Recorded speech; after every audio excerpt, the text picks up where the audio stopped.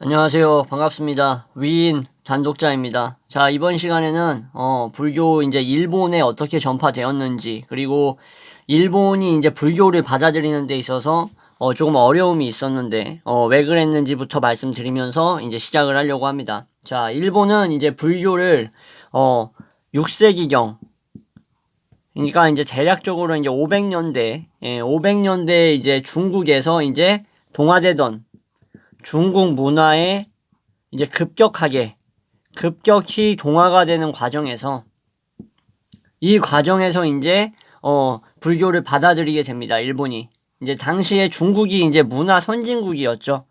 지금은 완전히 문화 후진국 수준이 아니라 뭐 중국 좋아하시는 분들이라든가 솔직히 말씀드려가지고 뭐 화교 출신이시면은 뭐 중국에 뭐 남다른 감정이 있으면은 이 영상이 좀 불편하실 수도 있는데, 사실을 그냥 얘기해야겠습니다. 뭐 항상 얘기하다시피 항상 얘기하듯이 지금은 뭐 문화 후진국이죠. 근데 이 당시만 해도 이제 문화 뭐랄까 선진국이었습니다. 지금은 뭐 개쓰레기 같은 국가가 돼버렸는데, 시진핑이 3연임 해가지고 이제 영구 집권 해버려가지고 이제 나라가 병신이 됐지만, 이 당시에는 이제 문화 선진국이었다. 이제 그렇게 이해하시면 되고, 그래서 이제 일본 지도자들은 이제 열등감을 갖고 있었어요. 열등감. 대륙도 훨씬 더 우리보다 크고, 중국이. 그리고 문화도 훨씬 더 앞서 나간다는 약간 그런 열등감이 있어가지고 일본의 이런 지도자, 지배자들이 이제 불편해 했었는데, 그래서 이 문자를 들여오기 전까지 일본은 심지어 문자 자체도 없었어요. 그러니까 이게 무슨 말이냐?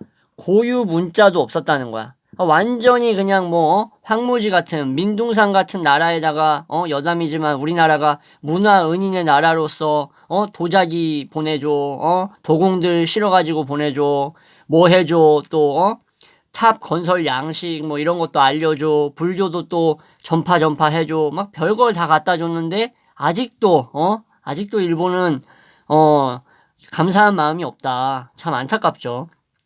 자, 어쨌든 이렇게 고유 문자도 없고 뭐 문화적으로도 이제 열등하고 완전 병신 같은 나라였는데, 그리고 이제 심지어 불경이 번역된 것도 거의 뭐 현대 가까이 와가지고 뭐 19, 20세기 와가지고 번역됐다라는 얘기까지 있을 정도로 아주 처참했습니다. 자, 일본 문화는 엄청 특이한 점이 있었어요. 근데 어떤 점이었냐면은, 자, 이걸 알아야지 이제 여러분들이 제가 말하는 내용이 이제 이해가 수월해질 수 있기 때문에 설명을 하자면, 다른 세속적 교리에 관심이 없었어요, 일본인들이.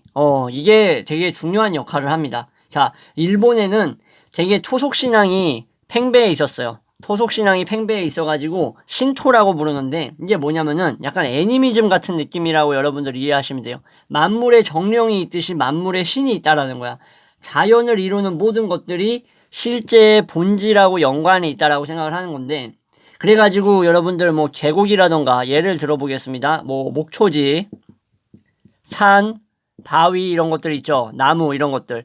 이런 것들에 다 숭배 대상으로 삼을 수 있다라고 생각을 했던 거예요, 일본인들이. 그래서 신이 깃들 수 있는 계곡, 목초지, 산, 나무, 자연 같은 이러한 바위 같은 것들로부터 실제 본질을 끌어내려고 했던 게 바로 일본의 토속신앙의 특징입니다. 신토의 특징이에요. 그러니까는 재밌는 게 여러분들, 아궁이라던가 뭐 후라이팬, 뭐 굴뚝 뭐 이런 것들 있죠. 이런 것들에도 다 각각의 뭐랄까 신이 있는 거예요. 수호신 같은 것들. 그래서 시간 뭐 이런 것뿐만 아니라 사람의 삶과 관련되어 있는 모든 것들, 인류의 삶하고 관련되어 있는 이 모든 것들이 다 뭐예요, 여러분들? 더 큰 세계랑 연결되어 있다고 생각한 거야. 더 큰 세계. 일본인들 머릿속에. 그래서 이런 생각이 있었기 때문에 아주 일상의 작은 부분들 있죠. 짜잘짜잘한 부분들까지도 어땠다. 신하고 관련 지어서 생각을 했다. 일본이 이런 토속신앙이 있었습니다. 그래서 일본은 현실에서 벗어나가지고 뭐랄까 초월적인 것들 있죠. 초월적 분야에 대한 어떤 뭐 추상적인 느낌을 주는 그런 뭐 논의 같은 것들은 전혀 관심이 없었던 거야. 그러니까 되게 낯선 거죠. 이해하시겠죠? 현실을 벗어나서 초월적인 막 논의 같은 거, 추상적인 거, 막 이런 것들 너무 낯설어, 일본인들한테. 여러분들이 이래가지고 일본이 기독교가 전파가 거의 안 되어 있습니다. 여러분들 일본 가시면은 뭐 오늘날에는 좀 교회가 많이 생겼는지 모르겠는데 그래도 일본에 교회가 별로 없습니다. 여러분들 왜 일본에 교회가 없는지 궁금하셨던 분들 분명 있었을 거예요. 이런 영향이다, 바로. 이런 신토 신앙, 그죠? 토속 신앙이 이런 식으로 약간 애니미즘 느낌이면서 이렇게 현실에서 벗어난 것을 별로 원하지 않았다. 추상적 논의는 낯선 것이었기 때문에 일본에 교회가 별로 없는 이유가 이러한 차원에서 교회가 별로 없다. 어떻게 보면은 이거는 내가 봤을 때 좀 되게 깨어있다라고 생각을 합니다. 물론 뭐, 오만, 잡쓰레기 같은 역사에 아주 흉물스러운 짓거리를 많이 저지른 게 일본은 맞지만, 그래도 이런 차원에 있어서는 조금, 우리나라도 좀 본받을 필요가 있어요. 우리나라 뭐예요? 우리나라 교회 뭡니까, 여러분들? 다 아시잖아. 편의점이잖아, 편의점. 여러분들 교회 편의점이에요. 내가 봤을 때는 교회 들어가면은 거기서 삼각김밥도 먹을 수 있을 것 같아. 도시락이라던가. 자, 아무튼, 이거 여담이고. 자, 이 정도로 우리나라는 많은데, 일본은 거의 찾아보기가 힘들죠. 그래서 지금부터는 이제, 여담은 끝났고, 왜 일본이 이제 불교를 받아들이기 어려웠는지, 기독교도 마찬가지고 이해하셨으니까, 선종의 이제 가르침이, 이게 이제 일본에서 어떻게 나타났는가, 어떻게 나타났는지에 대해서 이제부터 설명을 하려고 합니다. 선종이 뭐였죠? 대승불교죠, 그죠? 그래서 이 선종, 즉 선불교라고도 하는데 이 선불교가 바로 지금, here, 여기, now 막 이런 것들 있죠. 현재의 중요성을 강조했다라는 거. 현재를 강조했던 거고, 그래서 일본 문화에 적응을 해가기 시작합니다. 선종이 일본에 딱 들어왔을 때는 초반에는 반박도 심했고 오해도 많이 받았지만 점차 적응할 수 있었던 건 여기와 현재 지금을 강조하는 이러한 모습을 통해서였습니다. 자, 그래서 이 뭐랄까 선불교의 어떤 가르침은 되게 역설적이고 해학적인 가르침인데 당연히 스승으로부터 전달되는 거겠죠, 그죠? 인간들의 생각을 변화시키기 위해서 세상의 평범한 일들, 너무나 일상적이고 평범한 일들을 예시로 들면서 가르침을 주려고 했었다. 스승들은 그래서 선불교의 스승들이죠. 선불교의 스승들은 제자들한테 어떻게 했을까? 제자들의 사고방식을 흔드는 얘기들을 많이 했다. 틀에 얽매이지 않고 때로는 거칠게, 때로는 신박하게, 때로는 충격을 주는 식으로 이제 얘기를 했던 겁니다. 자, 8세기에 이제 고승, 하쿠인이라는 고승이 있었습니다. 자, 이 하쿠인을 찾아갔던 사무라이 이야기를 하나 들려드릴게요. 하쿠인, 선사라고 불리는데 700년대 이야기입니다. 8세기 하쿠인 선사. 자, 하쿠인 선사한테 사무라이가 찾아왔어. 와가지고 사무라이가 선종의 승려였던 하쿠인에게 이 뭐라 그래야지? 극락, 지옥이 존재하냐? 실제로 있냐라고 물어봐요. 아니, 승려님, 극락하고 지옥이라는 게 실제로 존재합니까? 라고 물어보니까 고승이 하쿠인 선사가 누구세요? 이러니까는 사무라이가 무사입니다. 저는 라고 하자 고승은 이렇게 얘기를 합니다. 아니, 어떤 멍청이가 어떤 띨띨이가 너를 사무라이로 도대체 임명을 했냐? 내가 봤을 때 너는 무사가 아니라 저기 푸주간에서 소 돼지 자르고 있어야 된다. 너는 그냥 푸주간 주인이 딱이다 임마 라고 이제 무사한테 얘기를 해요. 도발을 한 거지. 그러니까는 무사가 어땠겠어? 이 자식이 지금 내가 허리춤에 칼을 차고 있는 게 늙어가지고 백내장이 왔나 보이질 않나 넌 이제 죽었다. 그래가지고 칼을 딱 꺼내려고 해서 이제 목을 베려고 하자 하쿠인이 뭐라 그랬을까 여러분들? 조용히 입을 열고 말합니다. 무사여, 방금 지옥의 문이 열렸습니다 라고 얘기합니다. 재밌죠? 예. 그러니까는 하쿠인 선사가 딱 이렇게 얘기하니까 무사가 이게 지옥이구나 하고 깨달은 거예요. 내 감정이 이렇게 요동치고 분노에 휩싸인 게 바로 지옥이라는 거구나 하고 느낀 거지. 그래서 어떻게 했을까? 칼을 다시 거두고 인사를 합니다. 인사를 드리는 거지. 누구한테? 하쿠인 선사한테. 감사합니다. 감사합니다, 스님. 그리고 이제 가려고 하니까 또 하쿠인 선사가 뭐라고 했을까? 여러분들. 자, 이제 천국의 문이 열리셨군요. 라고 얘기합니다. 어떻게 보면은 갖고 노는 것 같은데, 여러분들.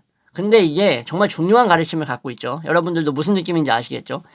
칼을 거두고 이제 깨달아가지고 지옥이 뭔지 알았으니까 돌아가려고 하는 무사한테 이제 천국의 문이 열리셨군요. 이러니까는 두 개의 깨달음을 준 거죠. 그래서 이제 이런 식으로 선수행은 죽음에 직면할 수 있는 능력을 마치 부여하는 것처럼, 여러분들 대부분의 이런 선승들, 선불교의 승려들은 죽기 전에 마지막으로 제자들한테 이 죽음에 관련된 시를 남기고 떠납니다.